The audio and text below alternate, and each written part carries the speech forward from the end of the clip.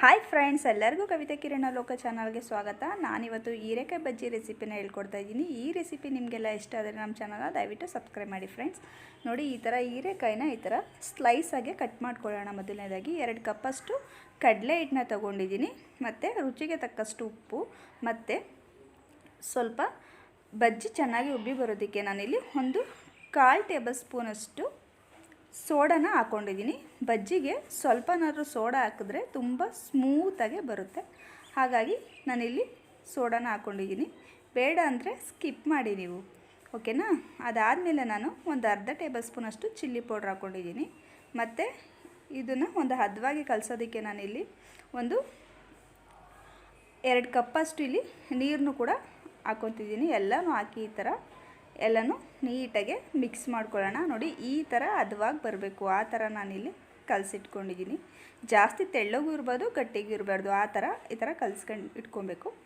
ನೋಡಿ, ಪ್ಯಾನ ಇವಾಗ ಸ್ವಲ್ಪ ಎಣ್ಣೆ ಹಾಕಿ ಈ ಥರ ಕಾಯೋದಕ್ಕೆ ಇಡೋಣ.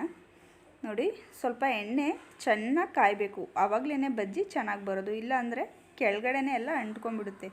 ನೋಡಿ, ಈ ಥರ ಎಣ್ಣೆ ಕಾಯ್ದಾದ್ಮೇಲೆ ಒಂದೊಂದೇ ಹೀರೆಕಾಯಿನ ನಾವು ಕಲಸಿಟ್ಕೊಂಡಿರೋಂಥ ಹಿಟ್ಟಿಗೆ ಈ ಥರ ಆ ಕಡೆ ಈ ಸೈಡ್ ಚೆನ್ನಾಗಿ ಈ ಥರ ಅದ್ದಿ ನಾವು ಎಣ್ಣೆಗೆ ನಿಧಾನಕ್ಕೆ ಬಿಡಬೇಕು. ಇಲ್ಲ ಜೋರಾಗಿ ಬಿಟ್ಟರೆ ಏನಾಗುತ್ತೆ ಗೊತ್ತಾ, ಮುಖಕ್ಕೆಲ್ಲ ಸಿಡಿಯೋ ಚಾನ್ಸಸ್ ಇರುತ್ತೆ. ಸೊ ಹಾಗಾಗಿ ನಾವು ಇದನ್ನು ನಿಧಾನಕ್ಕೆ ಎಲ್ಲ ಹೀರೆಕಾಯಿನೂ ಈ ಥರ ಹಿಟ್ಟಿಗೆ ಹದವಾಗಿ ಕಲಿಸ್ಕೊಂಡಿರೋ ಹಿಟ್ಟಿಗೆ ಈ ಥರ ಅದ್ದಿ ಎಲ್ಲನೂ ಎಣ್ಣೆಗೆ ಈ ಥರ ಬಿಟ್ಕೊಳ್ಳೋಣ. ಮತ್ತು ಎಣ್ಣೆ ಕಾದಾದಮೇಲೆ ನಾವು ಇದನ್ನು ಹಾಕೋಬೇಕಾದ್ರೆ ಉರಿನ ಸ್ವಲ್ಪ ಮೀಡಿಯಮಾಗಿ ಇಟ್ಕೊಬೇಕು. ಇಲ್ಲ ಅಂದರೆ ಏನಾಗುತ್ತೆ ಅಂದರೆ ಹಿಟ್ಟೆಲ್ಲ ಸ್ವಲ್ಪ ತುಂಬಾ ಬೆಂದೋಗ್ಬಿಡುತ್ತೆ. ಸೊ ಹಾಗಾಗಿ ನಾವಿಲ್ಲಿ ಸ್ವಲ್ಪ ಮೀಡಿಯಮ್ ಫ್ಲೇಮ್ ಇಟ್ಕೊಂಡು ಇದನ್ನೆಲ್ಲ ಈ ಥರ ತಿರ್ಸಿ ಬೇಯಿಸ್ಕೊಬೇಕಾಗುತ್ತೆ. ಎಲ್ಲನೂ ಈ ಥರ ತಿರ್ವಾಕೊಬೇಕು, ಇಲ್ಲಾಂದರೆ ಒಂದು ಬೇಯುತ್ತೆ, ಇಲ್ಲಾಂದರೆ ಒಂದು ಬೆಂದಿರಲ್ಲ ಒಂದು ಕಡೆ ಸೈಡು. ಎಲ್ಲನೂ ಕೂಡ ಅದೇ ಪ್ರೊಸೀಜರಲ್ಲಿ ನಾವು ಈ ಥರ ಮೀಡಿಯಮ್ ಫ್ಲೇಮಲ್ಲಿ ಎಲ್ಲನೂ ಹೀಗೆ ಬೇಯಿಸ್ಕೊಳ್ಳೋಣ. ನೋಡಿ, ಕಲರ್ ಸ್ವಲ್ಪ ಚೇಂಜ್ ಆಗಬೇಕು, ಅಂದರೆ ಬ್ರೌನ್ ಕಲರ್ ಬರಬೇಕು. ಈ ಥರ ನೋಡಿ, ಈ ಥರ ಎಲ್ಲನೂ ಮೀಡಿಯಮ್ ಫ್ಲೇಮಲ್ಲೇ ನಾವು ಒಂದು 3 ನಿಮಿಷನಾದರೂ ಈ ಥರ ಬೇಯಿಸ್ಕೊಬೇಕು. ನೋಡಿ, ಇದು ಪರ್ಫೆಕ್ಟಾಗಿ ಬೆಂದಿದೆ. ಇದನ್ನು ತೆಗೆದು ಸೈಡ್ ಇಟ್ಕೊಳ್ಳೋಣ. ನೋಡಿ, ಬಿಸಿ ಬಿಸಿ ಬಜ್ಜಿ ರೆಡಿ ಆಗ್ತಾಯಿದೆ. ತುಂಬ ಅಂದರೆ ತುಂಬ ಚಳಿ ಇರುತ್ತೆ. ಆಷಾಢ ಅಂದ್ರೇ ಒಂಥರ ಮಳೆ ಇರುತ್ತೆ, ಮೋಡ ಕವಿದ ವಾತಾವರಣ ಇರುತ್ತೆ. ಈ ಟೈಮಲ್ಲಿ ಸೈಡ್ಗೆ ಈವ್ನಿಂಗ್ ಟೈಮಲ್ಲಿ ಟೀನೋ ಅಥವಾ ಕಾಫಿನೋ ಮಾಡ್ಕೊಂಡು ಸೈಡ್ಗೆ ಈ ಥರ ಬಜ್ಜಿ ಹಾಕ್ಕೊಂಡ್ರೆ ಆಹಾ, ಏನು ಟೇಸ್ಟಾಗಿರುತ್ತೆ ಅಲ್ವಾ.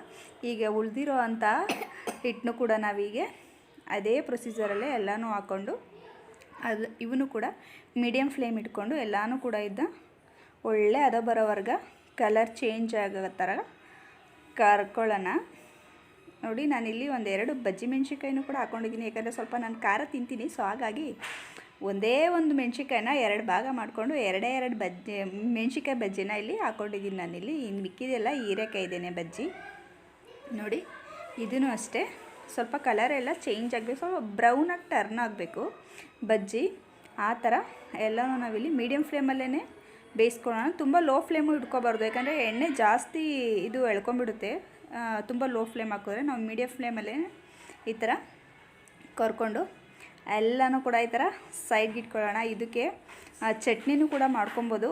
ಚಟ್ನಿ ಮಾಡ್ಕೊಂಡು ತಿಂದರೆ, ಇಲ್ಲ ಕಾಫಿ ಟೀ ಜೊತೆಲಿದ್ದು ಈವ್ನಿಂಗ್ ಟೈಮ್ ಒಂದು 4:15, 5:30, 6 ಗಂಟೆ ಒಳಗಡೆ ನಾವು ಈ ಥರ ತಿಂದರೆ ಸಖತ್ತಾಗಿರುತ್ತೆ. ನೋಡಿದ್ರಲ್ಲ ಫ್ರೆಂಡ್ಸ್, ತುಂಬ ಈಸಿಯಾಗಿ ಯಾವ ಥರ ಹೀರೆಕಾಯಿ ಬಜ್ಜಿ ಮಾಡ್ಬೋದು ಅಂತ. ಈ ಹೀರೆಕಾಯಿ ಬಜ್ಜಿ ರೆಸಿಪಿ ನಿಮ್ಗೆ ಇಷ್ಟ ಆದರೆ ನಮ್ಮ ಚಾನಲ್ನ ಸಬ್ಸ್ಕ್ರೈಬ್ ಮಾಡಿ. Thank you.